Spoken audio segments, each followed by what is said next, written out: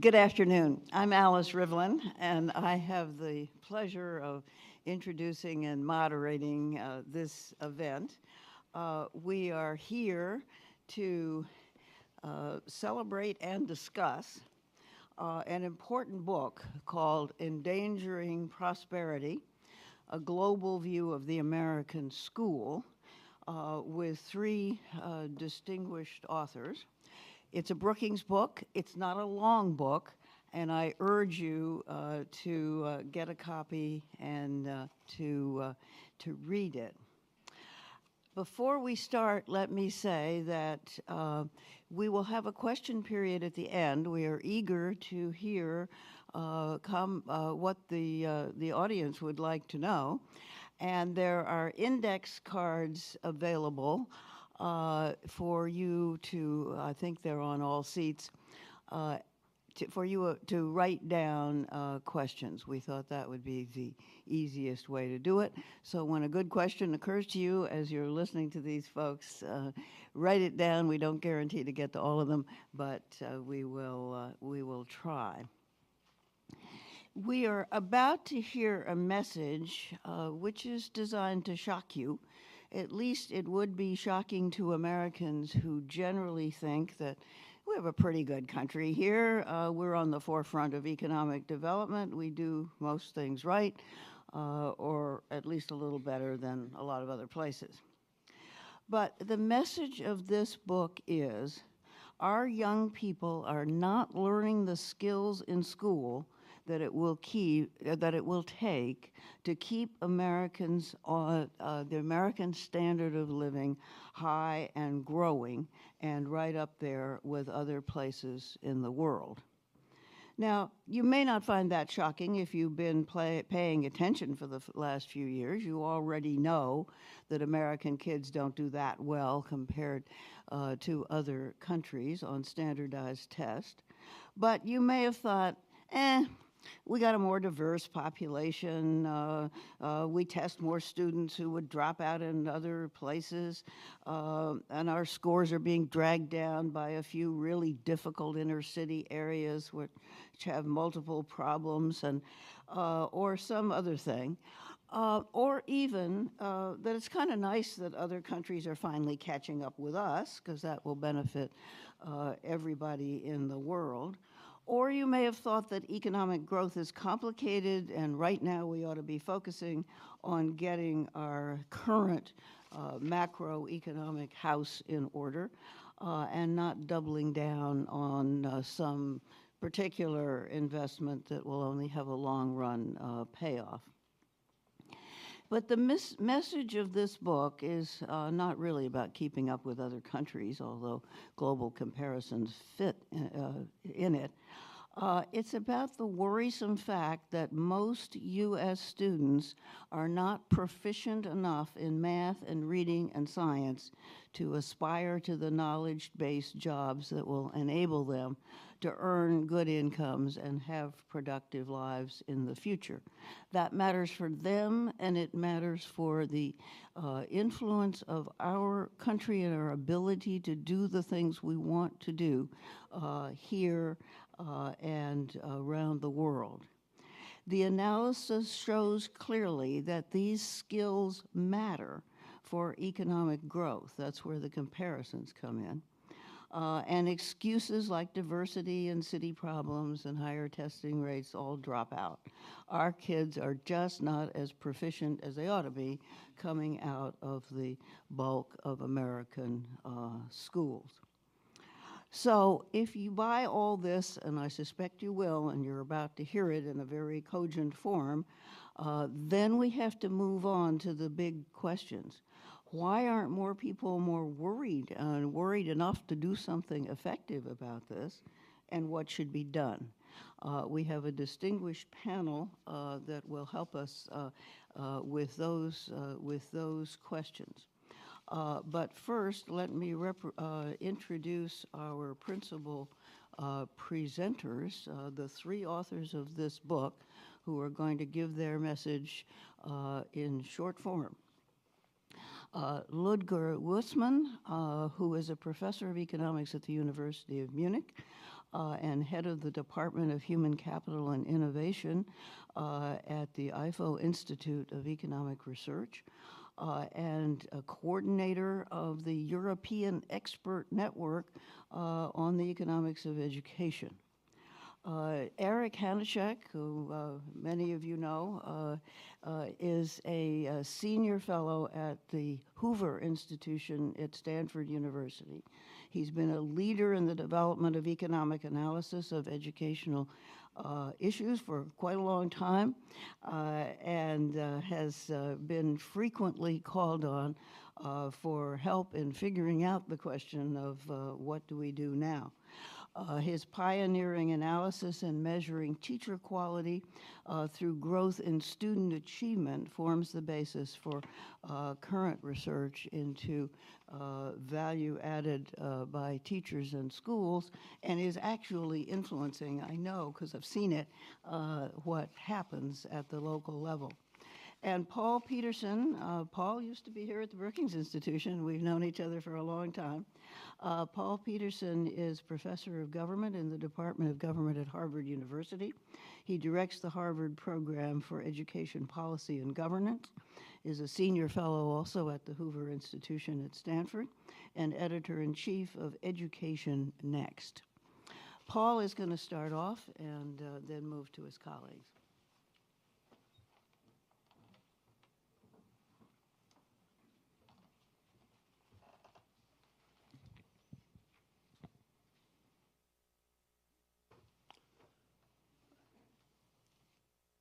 So let me see if we can get the screen up.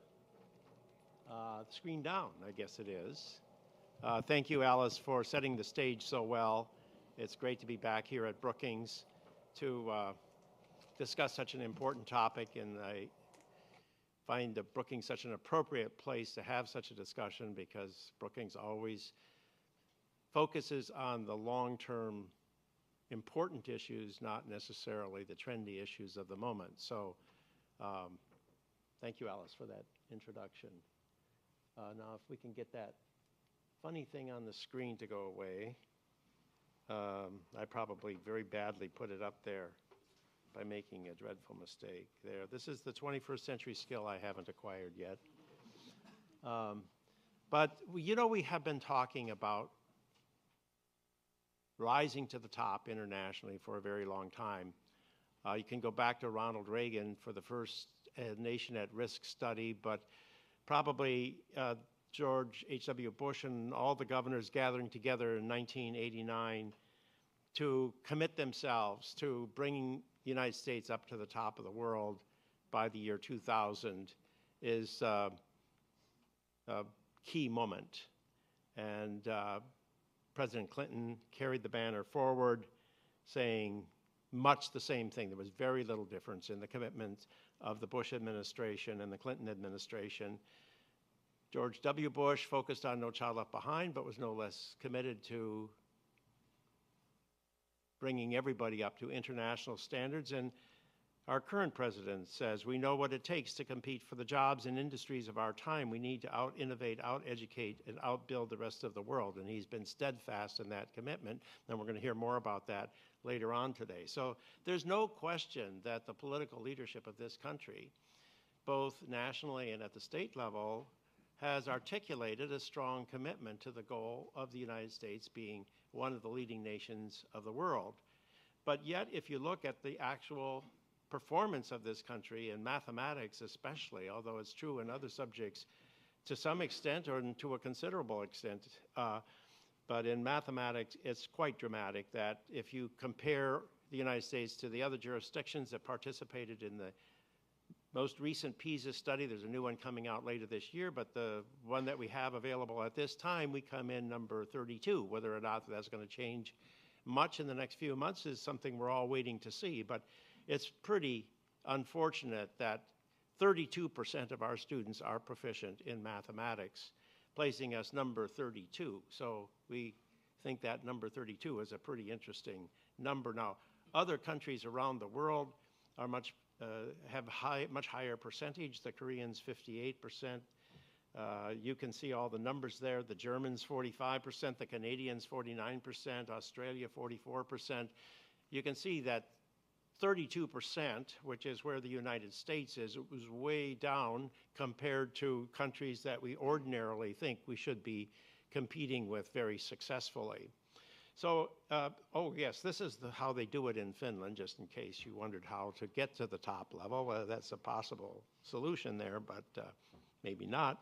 But if you look not just at the percentage proficient, but the performing at the highest level, which is a way of saying, you know, it's not only the fact that we have a large minority population, and it's not only the fact that our disadvantaged students are not being well educated, but even the students we think of as our best students are not being brought up to the highest level of performance. Only 7% of our US students are at the advanced level in mathematics, making it number 30 among the countries in the world. We're not 32, but we're at the 30th rank. So other countries do much better. In Korea, 20% are performing at the advanced level. In Finland, 16%. New Zealand, 14%. Canada, 14%. Germany, 13%. Australia, 12%. The United States, 7%. I mean, that is really shocking that our neighbors to the north, twice as many, or as a percentage of the population, are performing at the highest level. So that's how they do it. But you know, quite seriously, the United States is way behind. And is it catching up? Maybe we have gotten, we were behind, but maybe we're closing the gap. And so one of the things we've done in this study is to look at how rapidly improvement is taking place in the United States. And there is some improvement in the United States between 1995 and 2009. But there's been improvement in countries across the world. And the rate of improvement in the United States is right at the middle. 24 countries are improving at a more rapid rate. As best we can tell, 24 countries are improving at a slower rate. We're right in the middle of the pack. So here are some of the countries that are growing very rapidly. Some of them are in Latin America. Some of them are in Eastern Europe. But even Germany, which is a leading country, a high-performing country in the first place, has been improving quite dramatically in recent years. So we are fortunate to have Ludger Wussmann. Maybe he'll give us a comment on how the Germans made this move forward that we have not been able to make. So there we are, well down the list in terms of the rate of improvement. Now, the price we pay for this is very significant. And I want to turn to my co-authors to lay out that case in some detail. Ludger?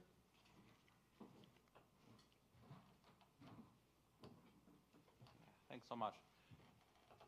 So as we see, performance isn't so good. Does it matter? And as you can see, some of your business leaders say, yes, I can attest your high school math teacher was right, algebra matters. Does it matter for the economy at large as well? So the data you saw so far that Paul has presented derives for the state comparisons on the NAEP, your National Assessment of Educational Progress. Students in 8th grade, and they were referred to, it's kind of the class of 2011, to the 15-year-olds a couple of years later on the International Program for International Student Assessment, the PISA test. Now, PISA isn't the only or the first international student achievement test. There's been TIMSS, a very similar study that is still ongoing, but actually it goes back much further. Since the mid-1960s, countries have started to do international comparative tests of math and science. So what we did is try to combine all these different tests from the 60s to the early 2000s to get like a proxy for the average achievement of the current population in terms of math and science achievement. I want to understand of whether that's at all related to the economic growth of the different nations. So we look at economic growth over a long run, since 1960, over 50 years, 49 years of data, and look at the growth in GDP per capita, the average annual growth there. And if you put these two things together, and the only other thing that's behind this picture that you don't see is that you allow for the fact that countries that are far behind initially in 1960 have it easier to grow because they can first start to imitate what other countries have been doing, and the ones at the top may have to do the innovation part, and you see this convergence there. If you take that out, this is what you see. Down here you have these international test scores, how well countries have been doing on these tests, and here you've got the average annual growth rate in your GDP per capita. And there's two main things to note about this picture. The first thing is all countries are pretty closely grouped around the line, meaning this model can explain actually more or less most of the difference of why some countries have grown in prosperity and others have rather stagnated over the past 50 years.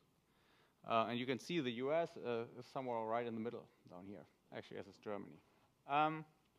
The second thing is the line is pretty steep. So countries that have performed better really have dramatically higher economic growth rates over the very long run than countries that have performed poorly down here. So you see a few of these Asian countries down here, lots of others in the middle. You see a few of countries like South Africa or Peru down at the bottom. It's nearly perfectly explained by the fact that the countries up here have very well-educated, highly skilled populations, whereas the ones down here do not have that. Now, of course, lots of things could be behind here. So is this a causal thing?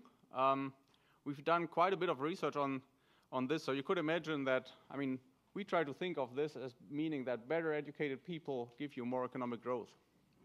But couldn't it be the other way around? Growth allows you to spend more on education, or could third factors be around specific Asian values that explain why they have higher test scores and higher growth? We did quite a few things on that, and some of that is really just for people who are who try to enjoy econometrics, which I hope not everybody in here is. But let me give you a couple of things. So one thing you can easily do is actually break down the timing. So you look just at test scores that have been done until 1984. And then look at economic growth since 1985. So you really have test scores that all precede the actual growth rate that you see. So it cannot be the other way around, that growth explains test scores. What you would see is actually exactly the same picture, only that it's even steeper, literally. A second thing that we did to think about, well, is it all about specific institutions of countries or cultures of specific countries? We just do away with any level comparisons across countries and just look at how countries changed over time. So if the whole story is true, you should see that if a country improved over time in terms of its test scores, did then its growth rate improve? And actually it is. It's nearly a one-to-one association between, meaning that countries that manage to increase their test scores indeed increase their economic growth over time. One additional aspect of this here is,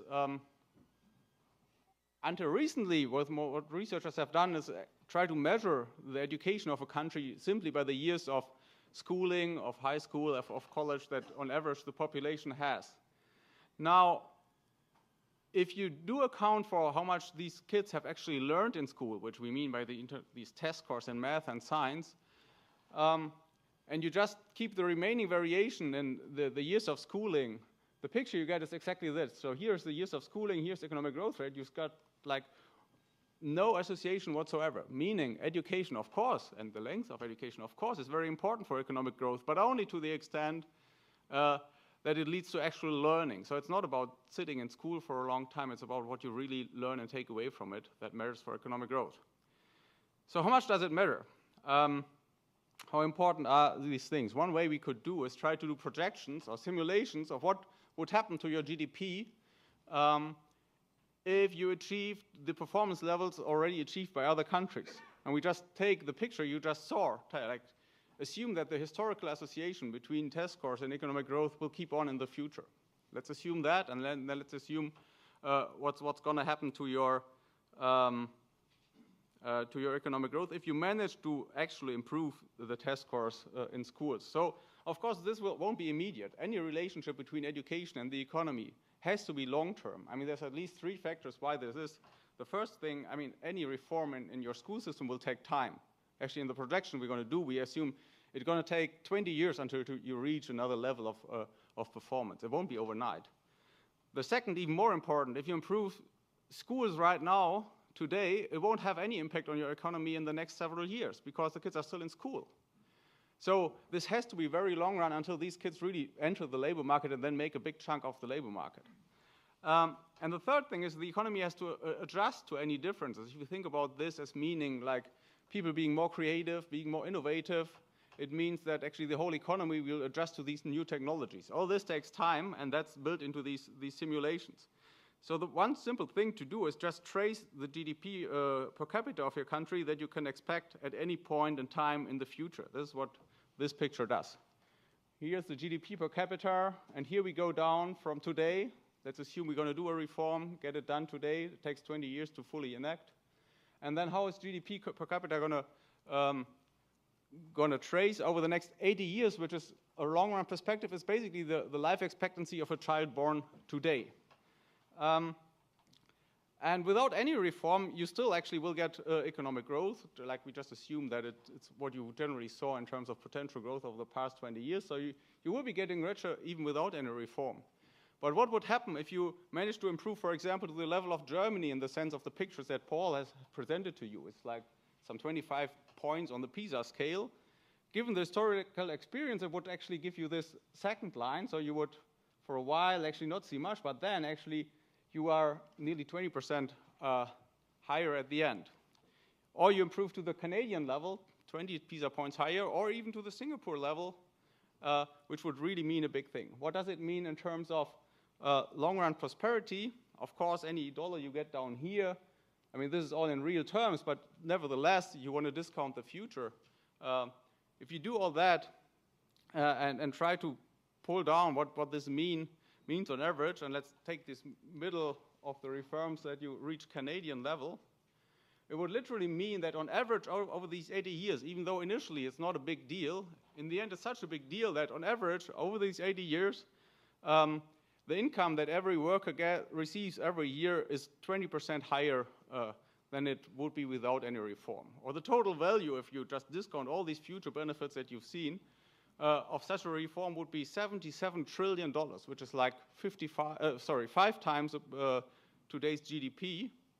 And if you relate this to the most severe recession that we've seen since the Great Depression, which has been estimated at around $4 trillion a year, $4 trillion since 2008.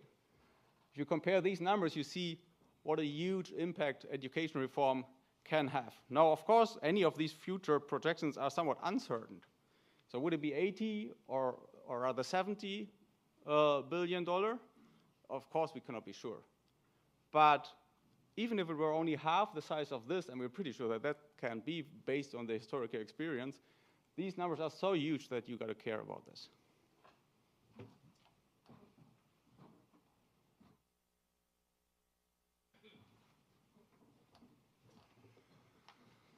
So the approach or perspective of the book is that the numbers that Ludger just showed you are so large that it warrants taking a serious look at how we react in terms of our schools. And we put a lot of emphasis on the schools as the instrument by which we can improve our performance. Now, what we also do in the book, while not choosing a way to fix our schools, we don't spend much time on that, even though we've all had certain presumptions or statements about what we think is appropriate. But what we did try to do was to respond to a number of criticisms that we've heard over time about this analysis. So I've listed 5 that I think are important that have been talked about. First, tests don't mean anything. It's other things that count. Second, society and not schools must change. Thirdly, U.S. growth really doesn't depend on achievement. We've been doing quite well, thank you. Fourth, the solution is that we just haven't put enough funding or money into the schools. And fifth, the problem is simply intractable. So that is the range of opinions. They're not all consistent, as you can tell. Let me just talk a little bit about them. The first one is that there's been a lot of criticisms of standardized testing since it began. Testing began at the beginning of the 20th century, actually. And more recently, people have said, well, it's not really testing, it's how non-cognitive skills, how people get along and so forth with others and how they work together. We know of no evidence to suggest that having better skills harms you in non-cognitive areas and your ability to get along with other people. In fact, there's some evidence that they're complementary. But what you do see from the pictures that Ludger put up is that tests really have an impact, a measurable impact in relationship to economic growth.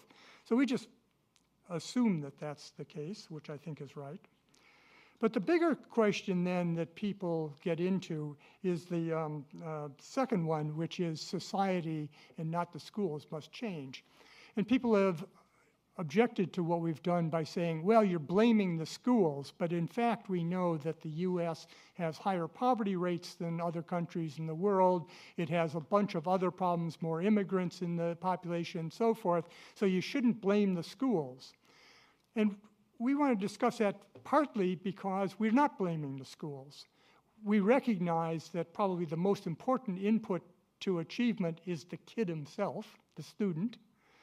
The second most important input is probably the family. And then third comes the schools. But if we think about this as a public policy issue, the thing that we know how to change and the institution that we have given the responsibility for this is the schools. And so that's why we concentrate on schools, not to cast blame, but because that's our hope. What we do see, by the way, is that if we look at whether schools in the past have been good at improving at the bottom end, goes along with improving at the top end. Schools that do improve have shown that are on the bottom is reducing those that are below proficiency, and the top is essentially getting to advanced levels. And states that do well at this, like Massachusetts, do well at it. And so it's not an emphasis on the bottom or the top that matters, but both. Now, the third argument that leads to the complacency, I think, is that the U.S. has done fine. Even if our schools or our achievement has been mediocre for the last 40 years, the U.S. has done well. And I think that is absolutely true. We are about 0.75% per year above Ludger's line in terms of U.S. growth compared to what you would expect from our achievement level. We attribute this to a number of factors. First, we've had the best economic institutions in the world, free and open labor and capital markets, relatively limited intrusion of government, good property rights, and a variety of other things that economists think are important in growth, and we've had that. Secondly, we've had universal secondary schooling for longer than all the other countries of the world. Thirdly, we have the world's best universities by most standards.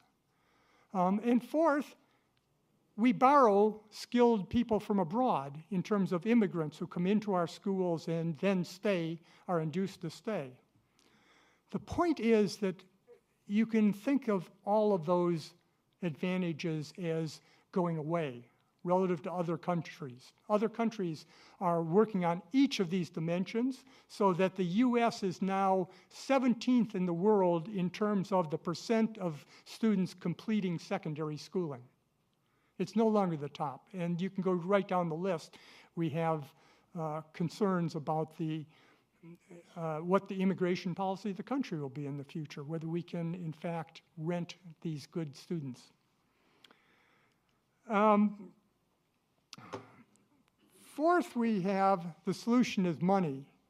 And what we do here is just show the history of the last 20 years.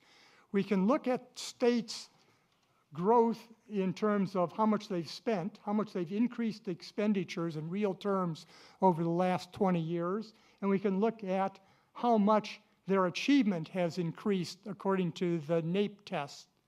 And what you see is this flat line, that states that spend a lot sometimes get good results, sometimes don't. States that spend a little sometimes get good results, sometimes don't. There is no consistent pattern here. The star, of course, is Florida, that spent in real terms virtually no more in 2010 than it did in 1990, and yet they've been one of the top 4 states in terms of improvement.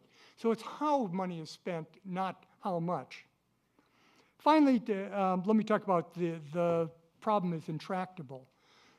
Ludger gave you a few examples of countries, or Paul did, of countries that had grown very rapidly. So countries like Poland or Germany have expanded rapidly. They show it's possible. But we also have experience in the United States to suggest that it's possible. What we've done here is put up 2 states, Maryland and Massachusetts. Maryland is the fastest growing state in terms of NAEP performance over the last 20 years. They went from 26th rank in the states to 5th. Massachusetts is also a fast-growing state, going from 7th to 1st. If the entire United States had been able to reproduce what Maryland and Massachusetts had done, we would in fact be near the top of the international rankings. What's happened? Well, there's the other bad half of this story. Iowa is an example that everybody should understand. In 1992, Iowa was first in the nation in terms of achievement by the NAEP scores.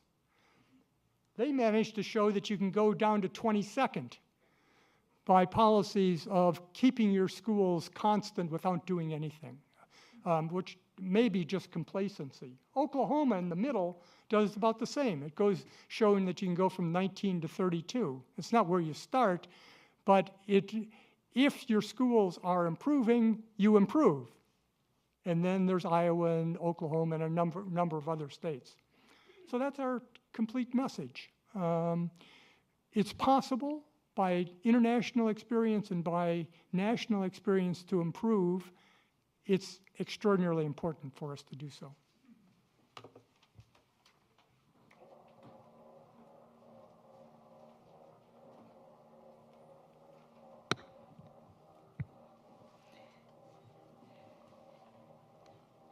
Thank you very much, gentlemen.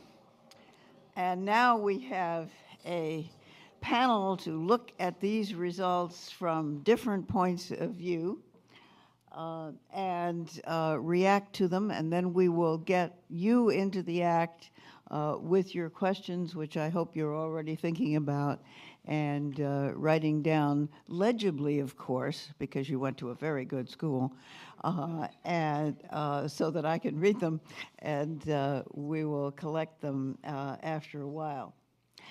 I think, as I mentioned, there are really 2 big questions about these results. One is, why aren't people more worried about it? We don't have a full court press to improve the schools in the United States. Why not? Actually, I suspect that part of the problem, and it's illustrated in this book, is that the message has been a bit abstract and academic, and not the kind that propels people to action. It's in terms of growth of GDP, very abstract concepts to most people, and keeping up with other countries. Individuals may not see how much that affects them. Unless this message can be recrafted to one that connects proficiency to better jobs and futures for individual Americans, I don't think we will galvanize priority action. Also, individualizing the message makes it easier to make clear that one of the reasons for improving the schools is to increase economic mobility, the ability of people to move up in the income distribution over time. The other part of the message that I think needs to come across to get action is that it's not just about high schools. It's also about adults. If we're going to get to improve proficiency of our labor force, we can't wait until people now in school enter the labor force. We've got to think hard about improving the skills of the people who are already there and will be there for quite a long time. That includes Paul and me learning how to do these devices. But the most serious question is what is to be done? The authors suggest some things in this book, but they didn't really, they suggest that improvement is possible. States have done it. They don't talk much about what they did. So I hope that this next part of the program can move to those two questions. We have leading off Maureen McLaughlin, whom I've known for a long time. I reminded Maureen a few minutes ago that I was at her wedding 30 years ago. And Maureen has been an impressive figure in on the education scene now for quite a while. She is currently Senior Advisor to the Secretary of Education and Director of International Affairs at the U.S. Department of Education. In this position, she has led and coordinated the department's international activities and engagement for the last 3 years, and has spearheaded the development of its first international strategy designed to strengthen U.S. education and advance international priorities. And I hope she'll talk a little bit, not just about international comparisons, but about what we might learn from other countries as we look at what they have done. Maureen. Thank you, Alice. And thank you for the opportunity to be here on this distinguished panel. And I'd like to take up the challenge that Alice mentioned, which is to talk about what we're doing at the Department of Education in terms of what we're learning from other countries that we're factoring back into our policy and our thinking. And before I get into those details, I'd really like to say, in a nutshell, what we've heard in the presentations today and from what Alice has talked about is our educational performance is not sufficient. It's not sufficient for individuals. It's not sufficient for the economy. And that's something that we very, very much need to both improve the average performance, and we need to reduce the gaps. We need to improve the equity as well. So then we look, and I think really we have put much more attention into looking at the international picture over the last couple of years. In fact, I'd say that it's been a pretty unprecedented level of looking at other countries to see what we can learn.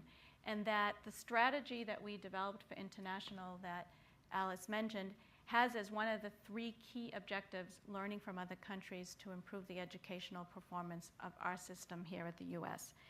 And we've done this in a number of ways. So let me talk about that. Benchmarking, which is what we've seen here today, seeing where we stand up relative to other countries, is really the first step. It allows you to see where you are, see how you perform, and then the question is, how do you delve more deeply behind those numbers to see what other countries are doing, how they're doing it, is it applicable to the United States, how might we transfer that learning into what we're doing here in the U.S. And I think one reason that people don't pay as much attention to some of these results is that usually in the U.S., the international results are reported on a national level. So it's pretty easy if you're in Massachusetts or you're in Maryland or you're in any other state to say, well, that's the whole country, but it doesn't apply that much here at the state level. What we've seen in this report are estimates of what's happening at the state level, but if we were able to get state data over time of a similar kind of nature, I think that would help bring the conversation and the results more clearly down to a state level to be able to say, how do I, in this given state, perform to another country? Some of that's happening.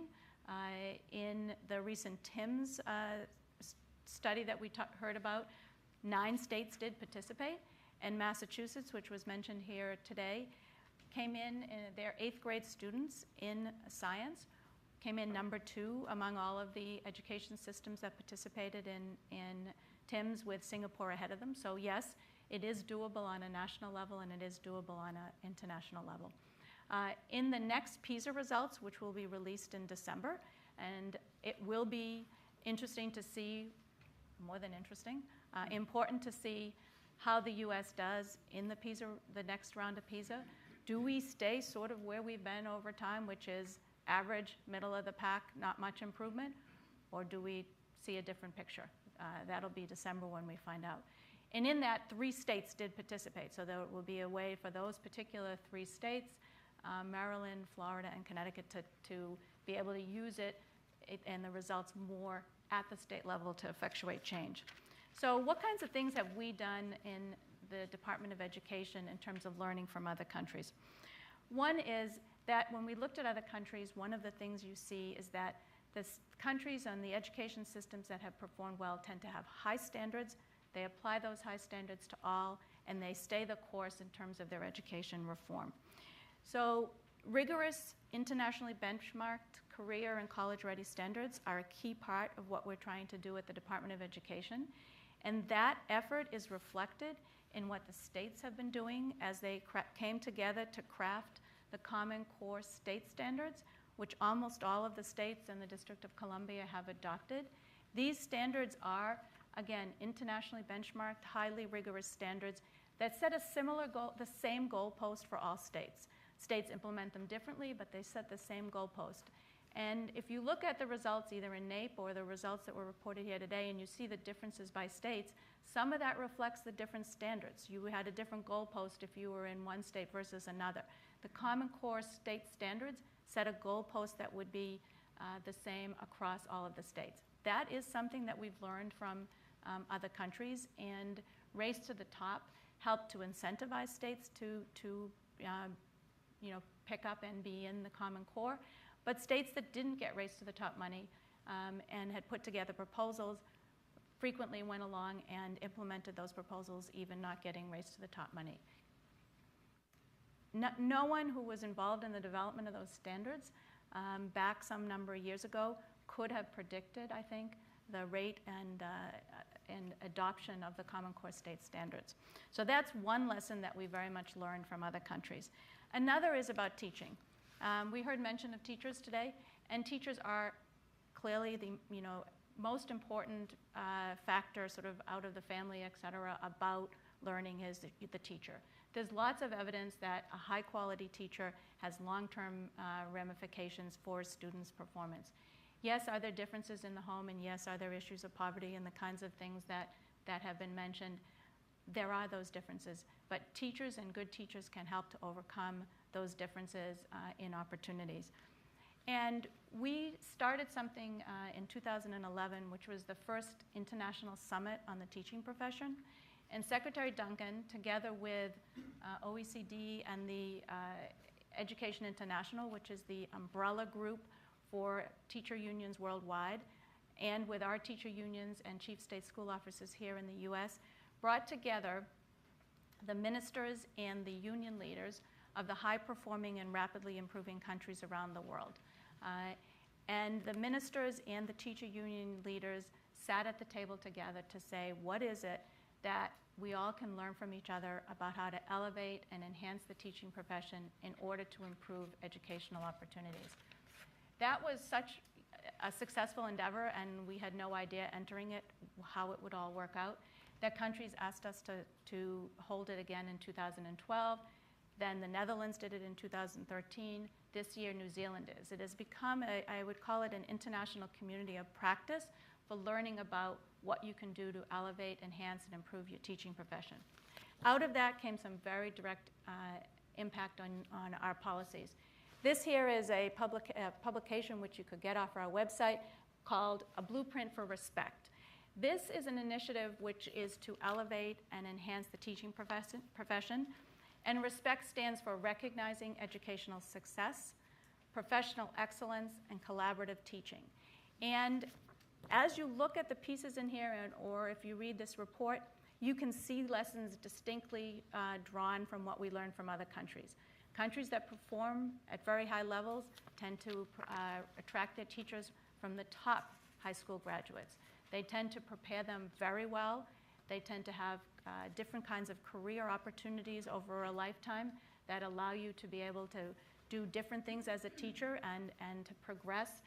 They tend to pay well. There's a variety of kinds of things that are similar conclusions across very different educational systems that really have helped to have strong teaching professions, strong teachers, and a highly respected profession. So that is very much reflected in here, and this is something which came directly out of the International Summit and also comes out of a statement that we worked on with the unions and with the chief state school officers on transforming the profession. So this was very much of a joint activity of the states, the unions, and the Department of Education. So that's one clear example of something that we've done. Going forward, and there are some other examples. We've also done quite a bit of work with countries about how do you turn around your lowest performing schools. And we've gotten examples from countries of what they do. So Shanghai, for instance, takes teachers and principals from high performing schools, partners them with lower performing schools, sometimes even transfers the people into that school, draw up a contract, and they work to improve the performance of the lower performing school. They build into the career track for the teacher the expectation that you would teach in one of the lower performing schools as well as the higher performing schools. So these are just a couple examples of how we have taken what we've learned from other countries and incorporated them into policy. Going forward, Alice mentioned about adults, and there is a new international assessment coming out on October 8th called paycheck, which is the Program for International Assessment of Adult Competencies. And this is looking at the education, skills, and jobs of people in the US population between the ages of 16 and 65 to get a comprehensive picture on, again, what education levels they have, what skills they're using, how they have developed them, and what their employment prospects are, or where they're working, where they're not working, what skills they're using. This is a real effort to address what Alice mentioned, which is not only do we have to care about our 15-year-olds or younger children, we have to care about the whole population and the people who are out in the workforce now. Also, there'll be a new PISA, and that comes out in 2012, and we really will be paying very careful attention to that and to what's in there. Secretary Duncan will again participate in the international release with the head of OECD to bring extra attention to those results here in the US. And I want to say that in the learning from other countries, it's a two-way learning experience. While we are learning from other countries about what they do, we feel better than we do, they're also learning from us, and they're very interested in certain things that we're doing. They're often interested in the creativity, in the innovation. We were meeting with the Singapore minister, or the then minister of Singapore, one time, and the secretary said, well, why do you come here to look at our education system? And he said, I really come and I look at the best schools in your country, what you're doing in your best schools, and I'm learning about what it is that's in your best schools, in your best colleges, and I'm taking those ideas back and trying to implement them in my country. So again, it is two-way street on learning, and that is an example of both learning and then a deliberate implementation and reflection of those learning and put into practice. So again, this is my last sentence. As Rick said, this is possible. We can see it internationally. It is possible to raise educational performance and reduce gaps, and we've seen it nationally. So it is doable. It's not easy, but if we're committed, we can do it. Thank you very much, Maureen, for a very helpful presentation.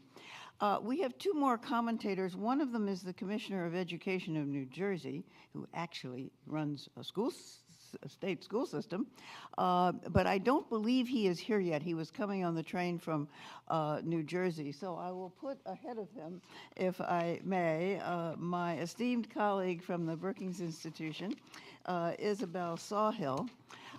Belle is a senior fellow in the Economic Studies division here at the Brookings Institution. And she serves as co-director of the Budgeting and National Priorities Project, which is dear to my heart. and as co-director of the Center on Children and Families.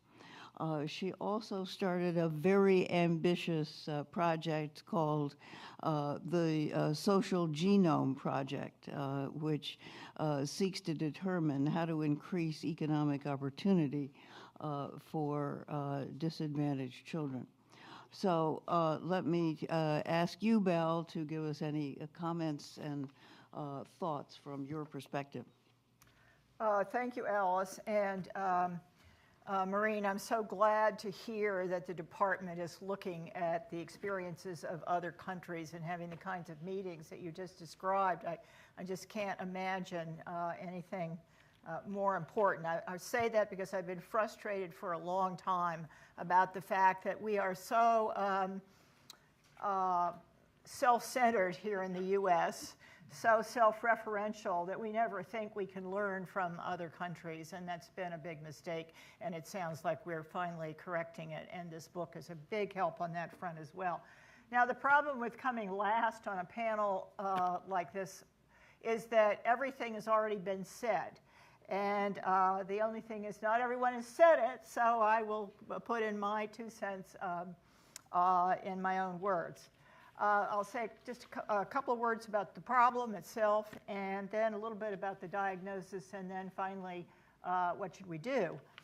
By the way, I think this is a terrific little book. And by the way, I use little in an admiring way. I am so tired of great, big, long tomes that nobody ever reads. And the wonderful thing about this book is it's very well documented, and it's very analytical, but it's written in English, and it's highly readable. There's if I could put in a brief advertisement, our book that has some chapters, or a big chapter on education, is also out here, called Creating an Opportunity Society. I think on the problem that I really agree that we are dead in the water as far as education is concerned in the U.S. You know, we're not just dead in the water. We're not just treading water. We're actually sinking. And, you know, that's the wake-up call that's in this book is important just for that reason alone. I also think the book makes a really important point that we have to focus more on what kids are actually learning. We put way too much emphasis on how many years of school they've completed, or how many credits they've accumulated, or whether they graduated or not. What difference does it make if you graduate from high school but you don't know much? And employers are beginning to hire college students to do jobs that used to be done by high school graduates because they no longer trust what high school graduates actually know and can do.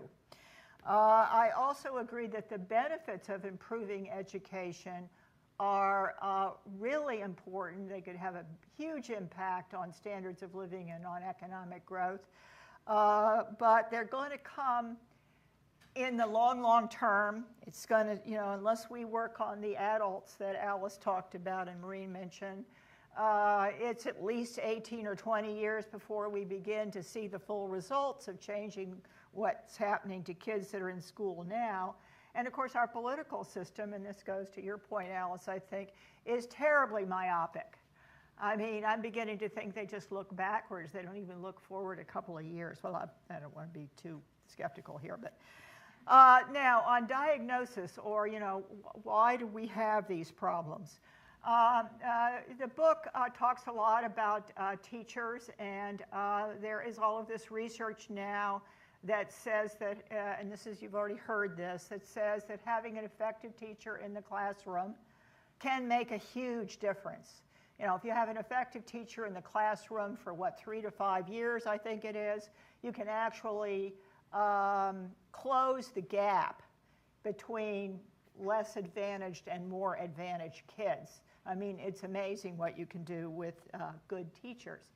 And they also matter from a political perspective. They are what the book calls a vested interest, and sometimes are a barrier to innovating and changing the way we do things, because I don't think it's that teachers don't care about their kids. They do, but their job is also their job. It's the source of income for their family often. I think we do have to be, to not let them off the hook, but be a little bit careful about how much emphasis we give to that, but I'll come back to that. Now, I do believe that learning is a cooperative activity. The teacher may be a really critical actor in that process, but students and parents matter as well. I think Rick said this. He said, you know, first comes the student, then comes the family, and then comes the teacher. And I think what he was saying is, well, we know how to change what goes on in schools, and this is the theme of the book, and we don't quite know how to change the students and the families and the neighborhood and so forth. I just want to say that I would like to see more discussion of this whole issue of how much you can accomplish without changing the very large gaps that we have in this country between the least well off and the best off. I mean, we are, you know, we know we have growing income inequality, but we have growing inequality in a whole variety of dimensions: family structure, education, neighborhoods, where people live. We are becoming a very divided society, and I think that has ramifications. The book talks about a study that was done by Richard Rothstein and a colleague that tried to look at these international differences and say how much of the difference is due to these class gaps and how much is due to the education system itself. And the finding was that you could explain half of the reading differences from using these, adjusting for these class gaps, the greater inequality that we have in the US, and I think a third of the math gaps.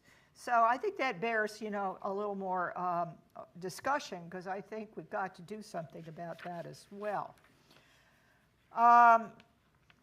I think that, you know, it also suggests that we're going to have schools that work differently with students and parents, and by that I mean think about some of the best charter schools, some of the KIPP schools, for example, where one of the things they're doing is not only getting innovative, good leaders and better teachers, but they're also asking the families and the students to make more of a commitment to the learning environment. You know, longer school days and years, and much higher expectations and more rigor and so forth. And that, I think, should be telling us something, because some of not all charter schools, by the way, have done well, but the best have done some amazing things. Finally, I was intrigued with the state differences that were talked about earlier, and Rick talked about Maryland and Massachusetts versus Oklahoma and Iowa. In the book, they talk about the 4 top states being Maryland, Florida, Delaware, and Massachusetts, and they do a little analysis that shows that if we could replicate the performance of those 4 top-ranked states in the other states, our students would look as good or better than they do in Canada. And they've earlier showed in the book that if we looked like Canada educationally, we wouldn't even have any long-term debt crisis. By the way, I'm a little skeptical about that, but we can come back to that. So what are those 4 states, or those 2 top states that Rick talked about, doing right? And, you know, I think New Jersey was high on the list as well, if I remember, and I'm glad we are going to be hearing more from New Jersey. I want to hear what it is that these states that have done well and have shown this big improvement are doing right. Now, if I had to come up with a list right now of what to do, it would be a pretty standard list. I don't know as much as the people who wrote this book, but on my list would be early childhood education. The Head Start program has been disappointing based on the best evaluations of it, but there are state-based programs and other high-quality early learning programs that I think make a huge difference for getting kids, especially the less advantaged, the ones that had the poor home environments, ready for school. And the administration is currently recompeting the Head Start dollars and partnering with the states on this front. And I really think that the president's proposals here are very good. Unfortunately, they're probably not going anywhere. I would support more charter schools and more innovation of all kinds. I would support paying teachers more, considerably more than we do now on average, but linking pay to performance. What other profession is there that has standardized rates of pay based on years of experience and a couple of credentials and not much else? I mean, it's just crazy, and it goes to your point about the need to elevate this to a real profession and have the respect for it and the kind of career trajectory that you see in other professions. National standards, Maureen mentioned this, couldn't be more important. Crazy that we have state-based standards for education in this country. And as Maureen said, we are now moving towards national standards, the so-called Common Core standards, and they will be more rigorous and they will be benchmarked. I think there's going to be all kinds of problems with implementing them, and there may be a huge political pushback. And we ought to talk about, I'd like to hear more about how that might work. I think we need to reform our schools of education. We'll just leave that on the table for now. And I think more race to the top challenges to the states would be excellent. I think the existing race to the top for K through 12 has done a lot of good, and now there's a new race to the top fund for higher education, which I won't go into, but I think that's, using what federal dollars we have to leverage innovation is much more important than using those dollars for some of the other things they're being used for right now. So I think I got through my, I was finally going to say, apropos of my comments about diagnosis, I've maybe gone too long here, is school reform can't solve the problems we have in the education system by themselves. And that would lead me to a whole lecture on what we can do about families, and especially the less advantaged families, but I won't give you that speech right now since I think I'm out of time. Hold that lecture. Yes. I am delighted to say that we have been joined by Commissioner Christopher Surf from New Jersey. I'm glad. I assume that the Amtrak came through. And we're delighted that you are here. Commissioner Surf has a very large responsibility for actual students in real schools. He, as commissioner in New Jersey, oversees 2,500 public schools. That's 1.4 million students and 110,000 teachers, and that's a big responsibility. Between 2004 and 2009, he was Deputy Chancellor of the New York City Department of Education, where he oversaw organizational strategy, innovation, labor relations, and other matters pertaining to recruiting, supporting, and developing that huge school system. And before assuming that role, he served as Joel Klein, the city chancellor's chief advisor on transformation. And just to give you a feel for the variety of his own experience, before that, he served for 8 years as president and chief operating officer of Edison Schools, which manages 150 public schools in 19 states and provides other educational services. So we are delighted that you've been able to get here. You have missed part of a spirited conversation, but this is just the right moment to hear from you. So let me turn it over to Commissioner Surf. Yes, of course. Thank you so much. It is a great pleasure to be here. If I feel a little discombobulated, it's because you can't will an Amtrak train to go faster. No matter what you do, it just doesn't work that way. So thank you for your patience, and it's a great pleasure to be with you, and particularly on the occasion of celebrating the publication of this very important book. It methodically paints a portrait of an education system that falls short of not only our national expectations, but the level of urgency that I think the challenge deserves. It's for me, a real sort of shot in the solar plexus of the sort of general self-satisfaction that permeates the political culture as well as the literature, and the complacency that sort of dominates the discourse on this. It also, I have to say, I love the way it debunks some of the many excuses that seem to be offered as ways to sort of mitigate the depth of the challenge, the most disturbing of which is that, well, we would be doing better, but we serve so many hard-to-educate kids, which is, of course, a euphemism in our discussion. It really demonstrates that even if you sort by that criterion, that the gaps exist, and indeed, in some respects, are exacerbated, particularly when you focus on the advanced proficient. We think, well, at least we're developing the sort of the master class, the sort of the masters of the universe who will lead the world tomorrow, because we have this cadre of excellence that is excelling through the system, and that turns out to be, in a comparative sense, not true either. So the book will speak for itself, and my very distinguished colleagues up here, I'm sure, have very wise and interesting things to say about the work itself. But the question that fascinates me, and what I hope we can collectively spend a little time on today, is why is it so hard to have these fundamental truths rise above the din? Because in rooms like this, we all tend to agree with each other. I mean, there may be sort of minor differences of emphasis around the solutions.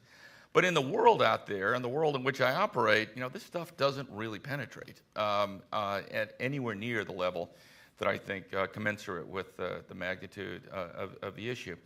And that problem, which is ultimately a political and some would argue even a communications problem, I find intriguing. Otherwise, we're going to keep coming down to Brookings every couple of years talking about this, and the world itself will not have changed at anywhere near the level we hope. So I want to start the conversation by identifying a couple of sort of rhetorical arguments that, if they're not winning the day, are certainly blunting reform efforts and distracting elected officials and policymakers alike. One of my favorite words is shibboleth. Anyone know that word? It ought to be a name. I figured I should name one of my children. I was thinking about this on the train. Shibboleth Leviathan surf. Wouldn't that be great? It actually is a word with biblical roots I discovered by using my iPhone creatively today. But it's defined as a common saying or belief with little current meaning or truth. A common saying or belief with little current meaning or truth. And let me tell you, when I think about why this issue does not rise above the din, is there are a handful of shibboleths, and we will only touch on literally a subset of them, that are, I think, blunting serious conversation. One of which is, in fact, touched on at the end of the book, which is the notion that this is all about more money, that if we could simply throw more money at the problem, do what we're doing, but do a little more, do a little better, that this situation would be dramatically improved. It's a very hard case to make if you're actually interested in the facts. It is, one can certainly find examples, and my state, arguably is one. But there are so many counterexamples that the sort of statistical correlation seems, despairingly low. I mean, no one argues that money is irrelevant, but certainly when you look at a Camden, New Jersey, for example, something that's very much front of mind for me, where we spend $24,000 per pupil, where the national average is, give or take, $11,000, $12,000 today. It's very difficult to believe that the answer to that set of educational, complete despair is to augment the funding. How well we spend it, how we spend it, is certainly a question of equivalent relevance, whether it's on early childhood or different compensation and pension systems or the like. So it's very, very, and by the way, if you look at New Jersey, in our lowest performing schools, denominated priority schools in the new sort of federal nomenclature, the bottom 5% of the schools, they have dramatically more per pupil funds. They have much richer teacher-student relationship. Their teachers are more senior and therefore draw a higher salary. So I'm just telling you, the statistical case to be made for more money, and yet that is the first thing when you scratch any American. What do you need? More money for schools. That would be the answer to all things. The second is, using the word I'm borrowing today, the second shibboleth is that all of our collective efforts today are organized around the best interest of children. It's one of those sort of, truisms that sort of trip off the tongue of anybody who comes in touch with us. And we just have to acknowledge that emphatically that is simply not true. This is a $600 billion a year enterprise. It's second only to healthcare. It's as large as just everything else out there. It's larger than everything else out there. And it shouldn't shock anyone. You don't need to be a sort of progressive Marxist, from the left guy, which, I spent much of my career being, by the way, even though I'm a cabinet member in a Republican administration, to think that that kind of resource pot is going to attract a lot of interest. And think who it attracts. And by the way, these are not evil. They attract the interests of vendors. They attract the interest of employees, qua employees, and better job security and more compensation. They attract the interests of elected officials who want to maximize their personal careers or their political control. There are a lot of interests that this thing attracts. And they are not, the Venn diagram of that does not suggest that all those interests coincide with the best interests of children. And one of the things that sort of maddens those of us who are kind of in there getting flayed every day by this is the public equation of teachers and unions and the interests of children as being, absolutely equivalent terms. It's a very carefully crafted presentation by those who are superb at messaging and interest groups, but they're not. And I'll give you, an example. It's the law in New Jersey that when a district has to downsize, and that happens particularly in the urban core where there's been a lot of sort of exodus from the city, that it is the law that you must retain the job of a demonstrably inferior teacher by any objective measure and preserve and dismiss a superb teacher if the former is one day more senior. That is the law of the land and immutably embedded in our political culture. It just makes the point that you can't defend that law on the basis of the best interests of children. The third sort of shibboleth out there, which is that we're ruining public education with assessments because schools are teaching to the tests and it's counter-educational and destroying the entire spirit of the exercise. And I will say part of the nonsense that's abroad out there about the Common Core is energized by this, mostly from the left perspective, joined by an equally radical voice on the right. It's an interesting conversion of politics. But I taught AP U.S. history about 1 million years ago. I taught it for 4 years, and a little bit of history is valuable. So the standards movement started out as a response to the notion that there was basically educational anarchy out there, and it was really hurting poor kids. Meaning that if you didn't have a set of expectations about what a child should know or be able to do by certain milestone ages or by the time you graduate, then pretty much anything goes, as it did, by the way, when I was teaching, if I didn't have the sort of structure of the AP curriculum. And so it was really intended to say, look, and by the way, every country in the world has done this, is say the definition of success is a centrally owned entity. That is what constitutes success in education, graduation, the ability to write a coherent paragraph, the ability, whatever, however one defines it. Well, you cannot have standards without accountabilities.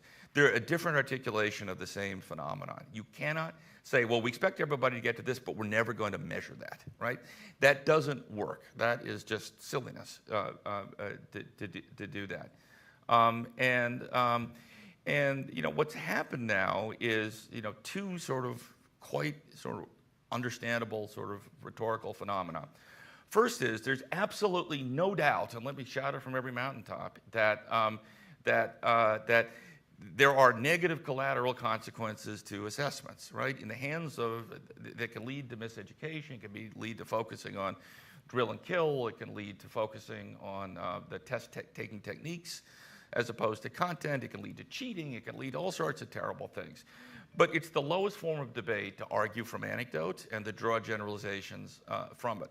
Those need to be addressed and dealt with and improved and corrected, but that doesn't mean you don't have tests and assessments, which is the most radical articulation of the view that's out there. And the second is a phrase I would urge us all to purge from the vocabulary, which is the phrase teaching to the tests. So let's just think about that, right? So I look out there, I see a few people that hair the shade of mine, and a few people who probably would be if they weren't using chemical products. I'm married. To someone who uses a chemical product, so I'm allowed to say that. Well, we took something called chapter tests, right? Like we went out there, and every Friday, whatever you do, logarithms this week, we're doing logarithms, right? Causes of the Civil War. So, and you know what the teacher did? She taught the material that was going to be on the test, okay? That was the whole idea, right? So, or take the AP curriculum. Take the AP curriculum, right? I knew that my students would be evaluated on, you know, they'd have to read one of Sister Carrie or Upton Sinclair's The Jungle, or, you know, Huckleberry Finn, whatever. I think Huckleberry Finn has been purged from the curriculum, according to certain people who oppose the Common Core, which actually isn't true. And they were asked to write a persuasive essay that enabled them to integrate some of those books into sort of a larger demonstration of knowledge of the historical context. So that's what I taught, right? So that's teaching to the test, right? So that is a conversation stopper, not conversation starter. And so we need to make tests better. We need to have them be more sensible. We need to have them evaluate critical learning skills.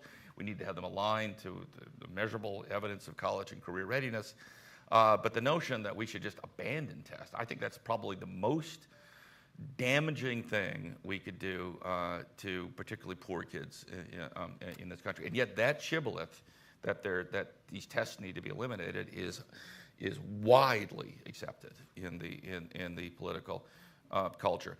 I'm going to limit this because I'm sure I'm way over time, but I'll just mention one more. Another shibboleth out there that plagues me, and you know, I have a robust clip file, let me tell you,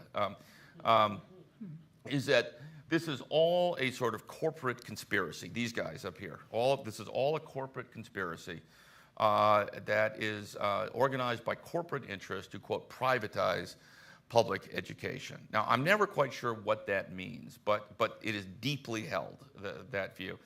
It often takes a kind of wingnut sort of tinfoil hat turn, like that Mark Zuckerberg is trying to make monies off of kids in Newark. Now, let's just dissect the logic of a $100 million gift to poor kids in Newark that is intended to make Facebook money. It just doesn't make any sense. And yet, or that Eli Broad, who is, by the way, the largest contributor to Democratic candidates in the country and a benefactor of such radical organizations as the United States Department of Education and the New York City Teachers Union, has his goal the destruction of public education, to replace it with the private sector.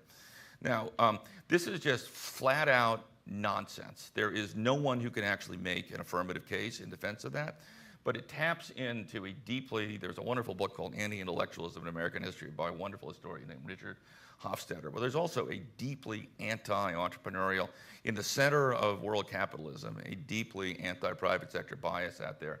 And it is a very influential fact in political debate. I mean, for example, New Jersey, we have 2,500 schools. We have 100 charter schools. We've closed a dozen of them. We've accepted applications for for a distinct minority of those. And yet the idea that we are going to turn every single public school into a charter school is repeatedly advanced in the political discourse. And by the way, you can't drain with public school. The notion you're draining from public education because public schools, because charter schools are public schools, but that's another inconvenient fact in this. Philanthropy to schools is an honored and ancient tradition. It goes back to the Ford Foundation, Carnegie, Wallace, and New American Schools. We remember that era. It's just the notion that there is a sort of anyone remember the Trilateral Commission? I think it involved Exxon Mobil and the CIA and the Mossad. I can't even remember. But the notion that there is this sort of group of sort of billionaires sitting around trying to take over public schools and turn them into private entities is a shibboleth, to return to that phrase. So I will simply list two more, and I won't go into it because I think I've exhausted my time. The first, also touched upon the book, is until you fix poverty, you can't fix education. That is a very vocal sentiment out there. And the last I'll mention is that, quote, accountability doesn't work. That is holding educators accountable, holding schools accountable, holding districts accountable don't work. And I'll just end by saying this. In Camden, which the state just took over, 49% of the children who start the 9th grade graduate from high school, 49%. And of those, about a third of them actually pass what our exit examination, which is more or less an 8th or 9th grade examination, and does not suggest readiness.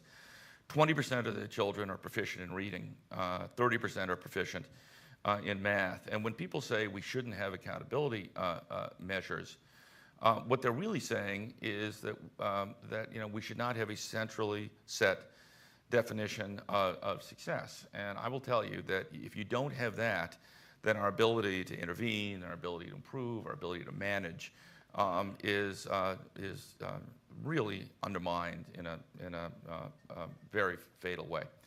So I could go on and on. I'm going to end where I started. That these myths have proven largely resistant to the kind of thoughtful and fact-based analysis that is represented in the book with these wonderful authors here today. They are the problem, not the facts. Okay, we can all agree on the facts. It is the perpetuation of those myths and their impact on the political system that is the nut we need to break in order to make a difference in this sphere. Thanks so much.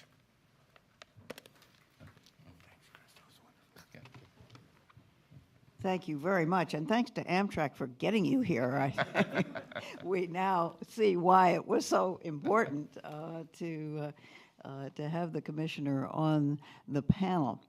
I asked earlier that people with questions write them on cards and hold them up, and somebody will pick them up. I'm not sure who is in charge of this, but here come the two people who are.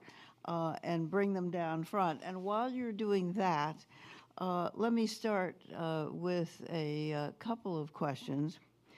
One, for anybody who'd like to answer it. If you were asked, suppose you were parachuted in to a particular community or a particular school, and every school can do better, how would you frame the message, we need to do better? Would you put it in the terms that this book has about how other places do better and we could be like them? Or would you frame it in some other way? Anybody want to try that one? Well, of course, we did put it in the bad way. We should be like them. But that really isn't our point. In fact, we make the point that we want the whole world to get better. We think that education is going, if all other countries in the world improve their educational systems and their children are more capable, this will be good for the United States. There's nothing that could be better for our country than for the world to be a better educated community. But by looking at other countries, you can see what is possible out there, and it gives you a way of assessing how well you're doing. Because, you know, you can have utopian goals that can never be accomplished. But if there is something out there in the world that's being accomplished and you're not doing that, well, then that's a message to you. So yes, the real underlying message is that the United States has the capacity. We used to be the leader in the world in terms of education. We were the first to build an elementary school system in the 19th century. And the fact that we had a well-developed educational system before any other country in the world has to be part of the explanation for the marvelous growth of the U.S. economy in the latter part of the 19th and most of the 20th century. So yes, we've got to pull up our socks is basically what we're saying. Belle? While you're looking through the questions, I would not disagree with any of that, but I think it has to come back to the personal level, to the family level, and to talking about your kids, your own kids, and getting through to parents and others who care in the adult generation who care about kids in their community, that you may think your school is fine. It's all the other schools that are not doing well. Your own is fine, and you may not think it's your kid. Your kid is probably doing fine as all the other kids who aren't doing fine. It has to come down to your kid isn't going to be able to compete with that kid from Hong Kong or wherever, or even from Massachusetts if you live in Mississippi. Let me try one other, and possibly this one for the commissioner. You spoke of charters and regular public school systems, pointed out that charters are public schools, and that the idea of draining the resources into the charters is one of your shibboleths. How do you think about the relationship between charters and regular public schools? And I speak from the vantage point of one who lives and works in the District of Columbia, where we have a remarkable 43% of our students in charters. That's way out on the high end, but how do you think about it? So I guess the sort of first principle of this is that our mission is to assure that every child has a public school option that maximizes his or her probability of graduating from high school, ready for the next step in life, which I think of as college or some kind of professional career, regardless of his or her birth circumstances. Now, I pick my words carefully there because we do not, in my judgment, represent public school systems, right? That is an entirely different set of consideration. If you conceptualize our mission as representing the children in a given jurisdiction, Newark or Patterson or Washington, D.C., then you go that this sort of, food fight between the charter school advocates and the public school advocates is something adults can squabble about, but it's really not central to the question, which is there a quality public school option for kids? And so it is, I guess, not surprising for, in the world of realism that the infrastructure of public school districts have viewed them as competitors, competitors for resource, competitors for power, competitors for influence. And have, in most jurisdictions, other than New York City, until arguably the next mayor takes his seat, that they have viewed it as something to guard against, to wall off, to protect. But I honestly think that is the wrong way to think about it. And by the same token, while I think the argument that charter schools, do not serve their fair share of hard-to-educate children, is disproved by the fundamental facts, I do think that we could have greater level of equity in enrollment, in suspensions, and the like, and we should really focus on making sure, for example, that I love the idea, and we're trying to do this at Newark, of having a common enrollment system. You don't have a lottery system for charter schools. You have a lottery system for a choice system for every child, and if he or she chooses a charter school, there's a centrally managed, audited lottery system. So you literally take the argument off the table that there's selection and creating. Thank you. Maureen, this one I think goes to you. the questioner says that a typical work week for a Hong Kong school teacher is 15 hours in front of students as opposed to 30 here, and that the rest of their of the Hong Kong teachers' work week is spent in collaborative learning, planning, professional development, and the teaching of educators. What is the Department of Education planning or thinking on how to develop more professional development in educators here? Great, thank you. It is true that countries or education systems like Hong Kong's provide greater time for teachers to work together collaboratively.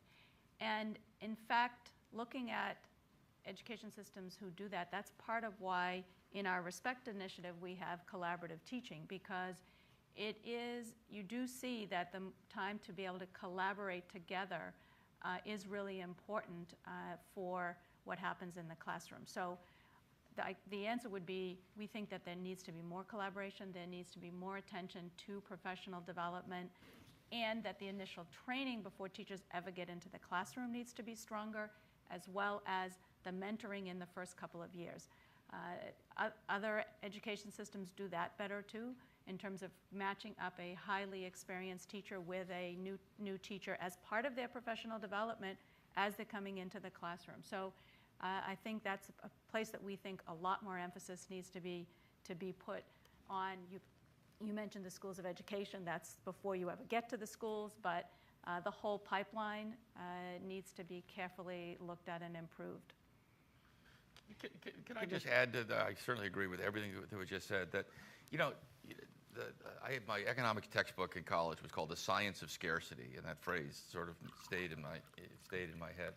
So to have, as the questioner asked, you know, only 15 hours versus 30 hours, and I can't confirm the facts, yeah, it means you have to allocate your resources differently. I can promise you, based on that number alone, the class size in Hong Kong is stratospherically higher than it is in the United States. So that is a choice, right, that people have to make. I would like to have, for example, I'd like to have resident first-year teachers, you know, work, you know, at the elbow of a great teacher, watch her lesson plans, do it for 6 months, gradually take on greater responsibility, and then get launched into her own classroom in year 2. Hugely promising initiative, incredibly expensive. Or I'd like to have lots more common planning time, lots more collaboration time. I agree with you. I think that is essential. But what are you going to give up, right? We have bet the house on reducing teacher-student ratio. That's where, and there's a figure you guys will know, but it is since, what, 1970, it's 3 times less. I don't know what it is. Anyway, it's a spectacular. 26 to 15. 26 to 15, right. So you have to make resource allocation decisions, because no one's going to go out there and print dramatically more money for public education. This is a question which is also inherently about choices. The questioner quotes James Heckman, Nobel laureate in economics, as saying high school is too late, that you have to invest in early childhood education. React to that. Is it a choice? And if so, how should we make it? Whoever wants to. Well, I'd say it is a choice, and that we haven't paid enough attention to that. There's a lot of evidence that, in fact, we can help out some of our more disadvantaged students by starting formal education earlier. What our book emphasizes is what people know at age 15 or later on, but that's a function of what they knew earlier, that what you know earlier makes it possible to go farther. And that's the whole argument, not that people should stop at age 15, but in fact, people who know more going into college come out better, and that's the whole story.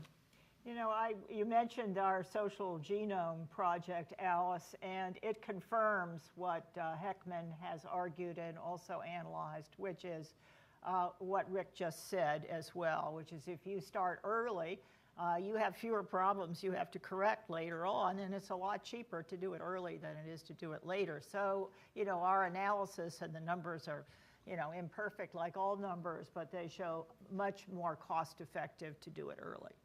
And, I'm sorry, go ahead, Marie. I'd just like to add, one of our big initiatives right now is what we're calling Bright Start, Bright Future, and it's exactly that, which is more of an investment in better quality and more of it, particularly for disadvantaged or more at-risk children, of early learning, health, education, all the kinds of support, that is probably the best investment you can make.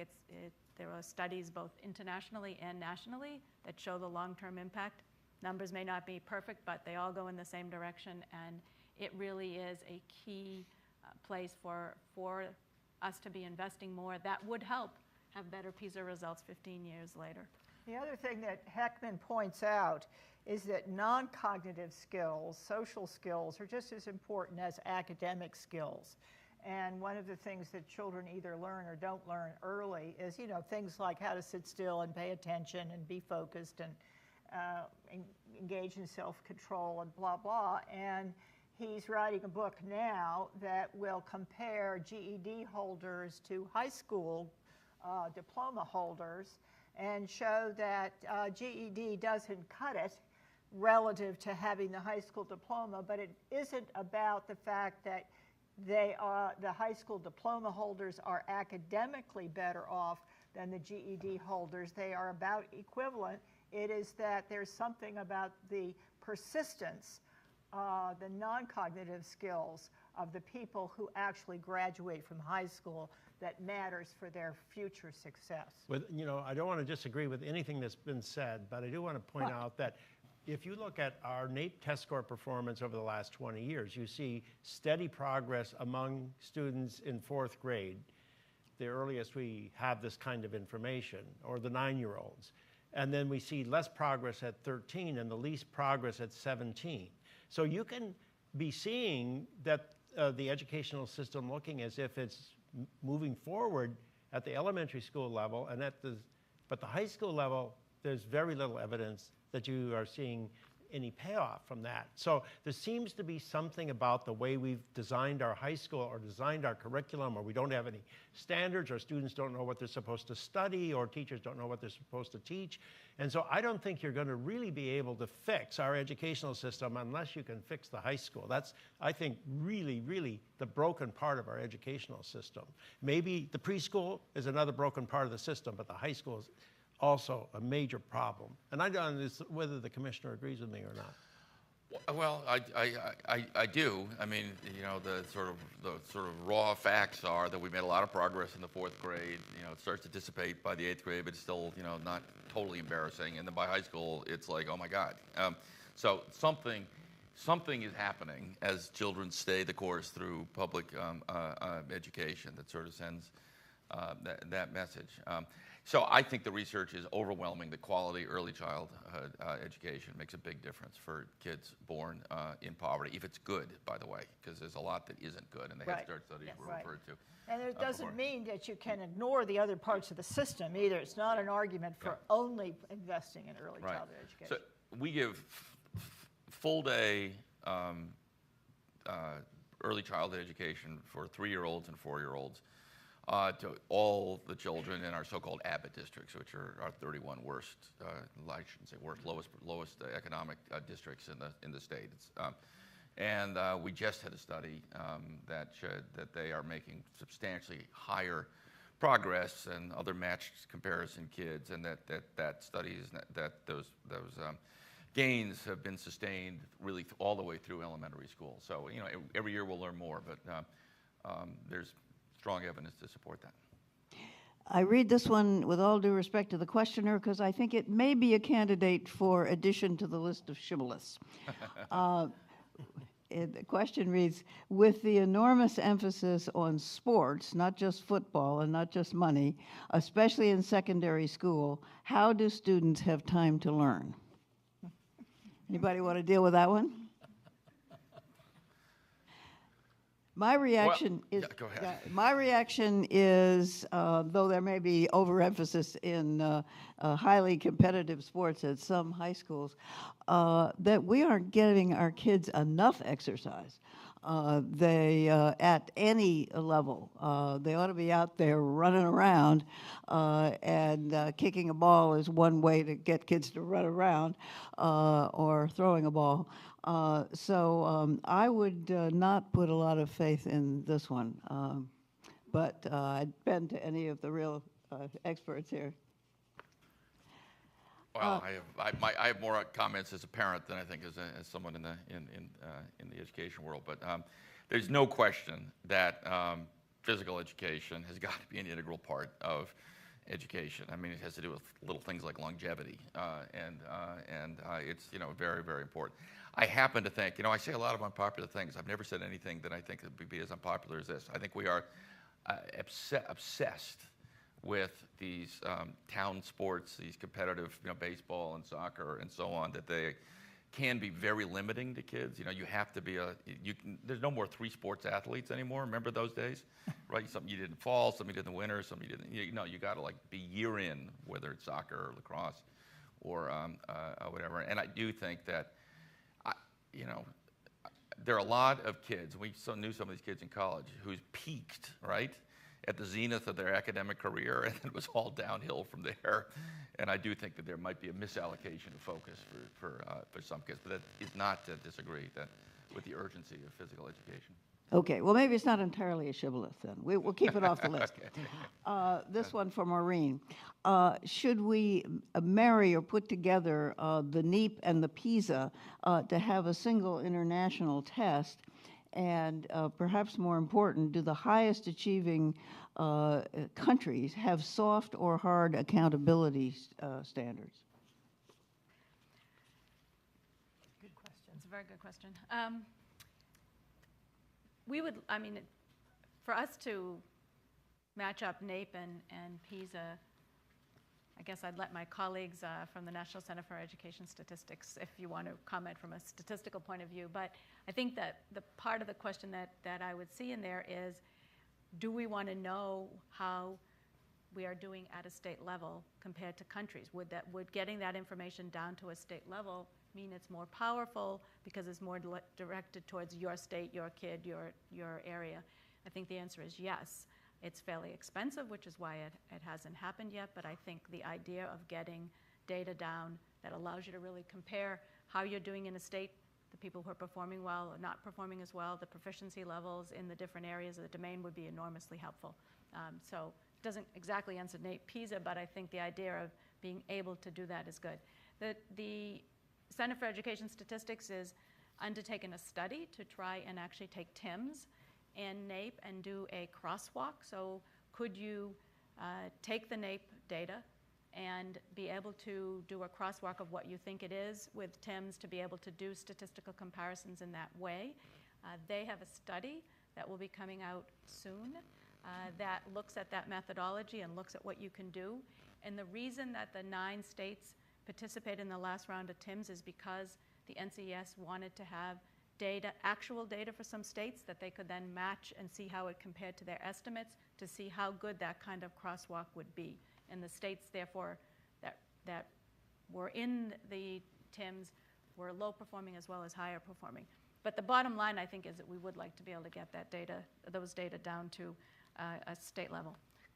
Soft and hard accountability.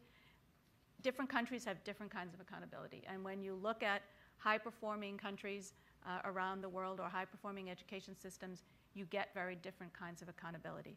Finland's often put out as a country that doesn't do any of this kind of accountability that we do in the United States. But in fact, they have high-stakes tests for basically where you're going to go in high school. They have high-stakes tests for entrance into university. So it's a different kind of assessment, but a different kind of accountability. But they're very much looking at what you've learned and what it means for your future path. Same thing in Korea. I mean, they really have very, very high stakes tests. Then you come to Singapore, where they really are watching every single classroom and every single school, and they're looking at what's happening, and then they're adjusting and they're making changes, and they're on a sort of constant and very, very careful planning basis. So the accountability systems differ.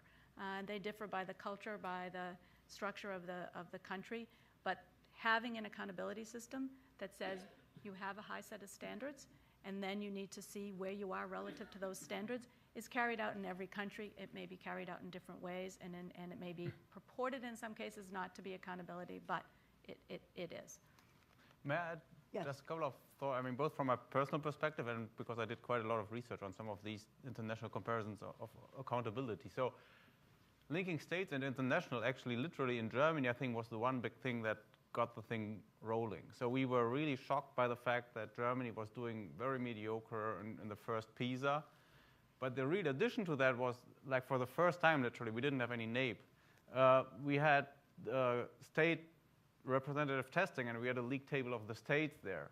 So that really put it up all out there, and then people started to think in the very poorly performing states, we got to do something different, and the whole attention came in general from the internationally poorly performing things, but this linked up thing really got Germany going quite something. Then the one thing in terms of accountability that indeed, and I basically repeat what you've been saying, that countries, like the one very consistent thing that you see is countries that have external exit exams at the end of high school, like persistently do much better than those that don't do that, very, very systematically. So these are tests that are based on the curriculum. It's not the SAT types test. I mean, that's the whole thing. If the test that decides at which university you can go is a test that's totally detached from what you've been doing in school, you basically don't focus on what you're doing in school, but focus on learning what the SAT test does. So it should be based on the curriculum, should be broad to cover different subjects, should preferably cover all the kids in the system, not a minimum competency test, something that's really like shows the whole level of where you're performing. That makes students accountable for what they do in school.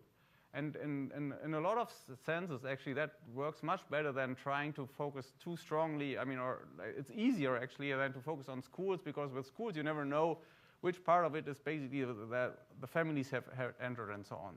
But, I mean, for individual students, you are what you are, and, like, the only thing you can do to try to get better is, like, improve what you're doing. And so what part of the increase that we've seen in Germany, it's not huge, but it's quite a step that we've seen over the past 10 years, is literally driven by the fact that more and more states have implemented external exit exams as well, and recent research has shown that it's exactly those states that have improved. We're running out of time, and I would like to give each of our presenters and panelists an opportunity to take 2 or 3 sentences, no more, of what you hope this group will carry away from this meeting. And then we're going to show you a very short movie. No popcorn, unfortunately, but a 5-minute movie that goes with this book. And we'll start with Ludger. I just had my 2 sentences, so I just... Okay. I guess it's really this one important thing to think about, like the Common Core standards. I mean, you made exactly the right point, I think, are a very relevant thing to have, but unless somebody looks into whether you achieve them or not, you won't change anything. I mean, teachers won't even know that they're out there. I mean, talk to teachers on the ground whether they know their curriculum. The only way you get the attention focused on these things is by, at the end of the day, looking at what students really have achieved. Right. So I think I'll Paul? just agree with Ludger. Okay.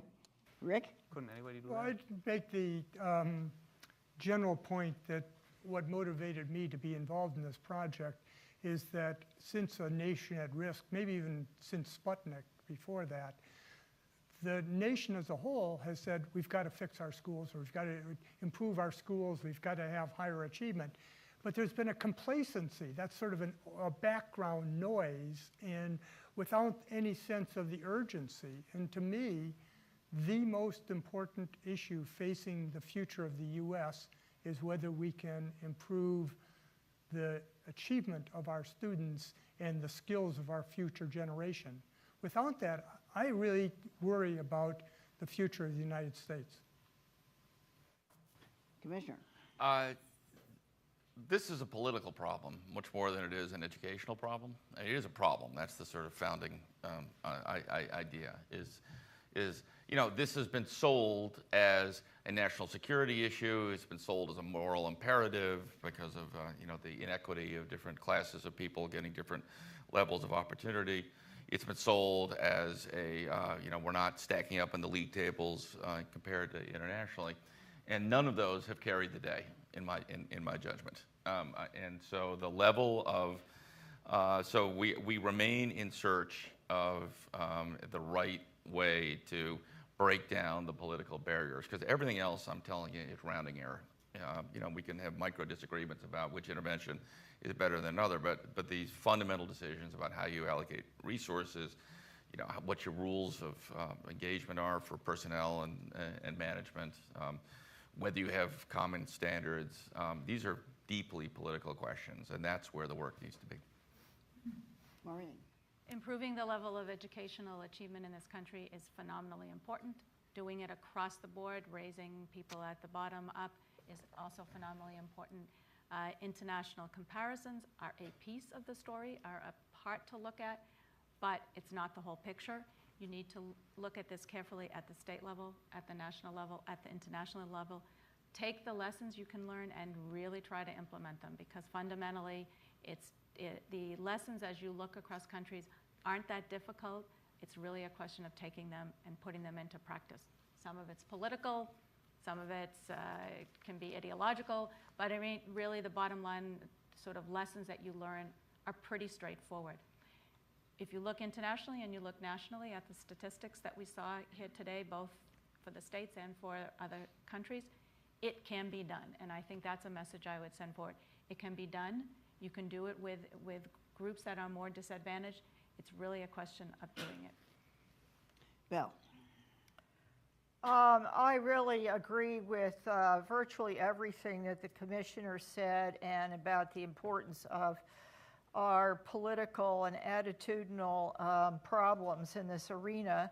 The only area where I might demur a little bit, or at least want to add something, is that I mentioned, and I want to mention again, the very large social divisions in the United States. These divisions are caused by growing education gaps. We have tremendously growing gaps between the haves and the have-nots educationally. I mean, by test scores, it's all measurable and so forth. So education gaps are causing the social divisions, but the social divisions in turn are making it much harder to close the education gaps. So it's almost becoming a vicious circle, which is very concerning to me. Thank you all. And now, 5 more minutes for a short film, which I am told features a talented child actor. We should get out from in front of the screen, Lights, right? please. Great.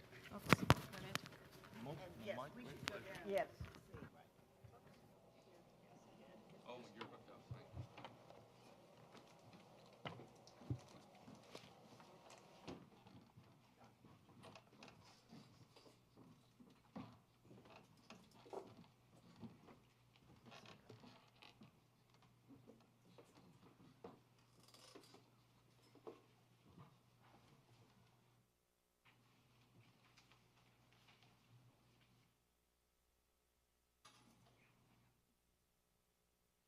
Hi, I'm Dashton, and I'd like to introduce you to the most important number in all of education, a number that's huge for kids like me.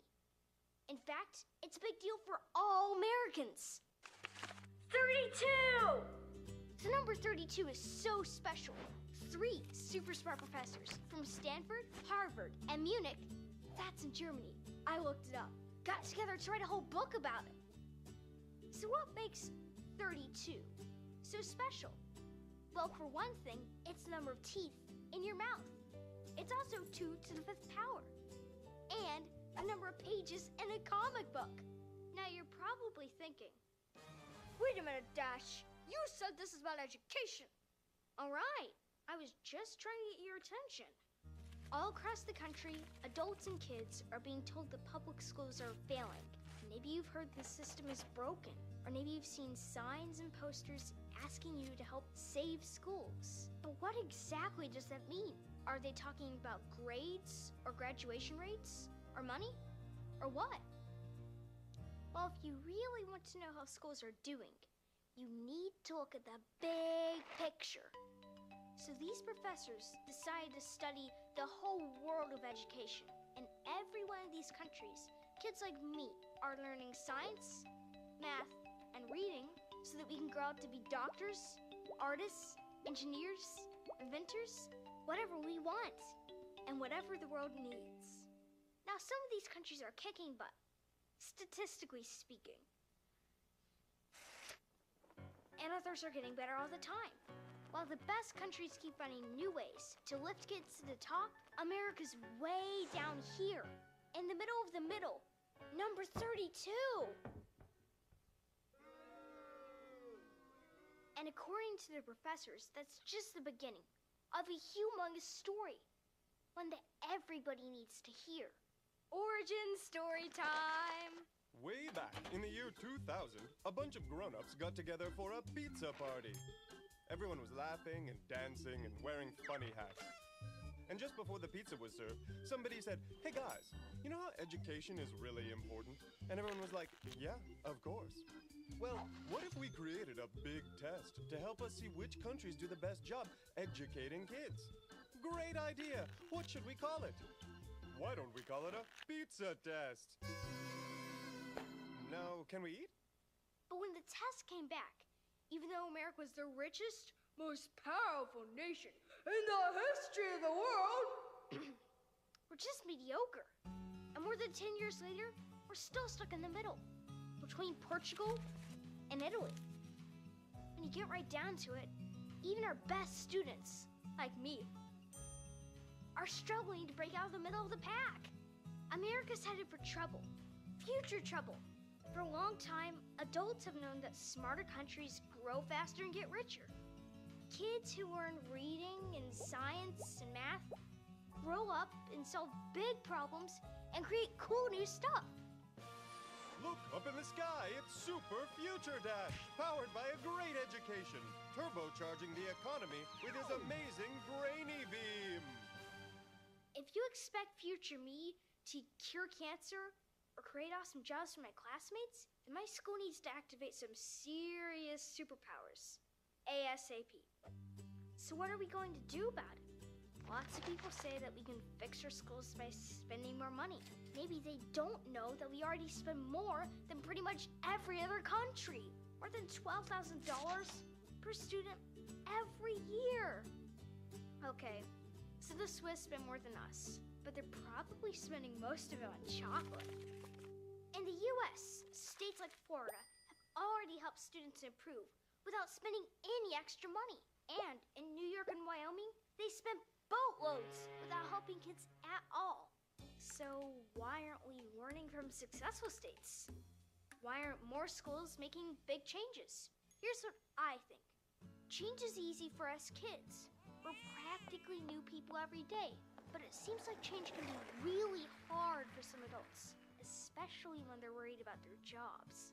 That's why grown-ups are fighting over even teeny, tiny changes. But unless you want to be number 32 forever, it seems like what we need is deep change. Oops, just a sec. Deep change. Just look. Whoops. Just look at how much things have changed since my mom and dad were my age. Music, games, jobs. It seems like everything is changing at lightning speed. So why can't schools keep up? Luckily, there are plenty of other countries, and even states right here in the US that are making big changes and seeing results. All we have to do is follow their lead, or take the lead ourselves. So I'm doing my part and telling every grown-up I know to take a look at the facts in this brand new brainy book. Even the crew.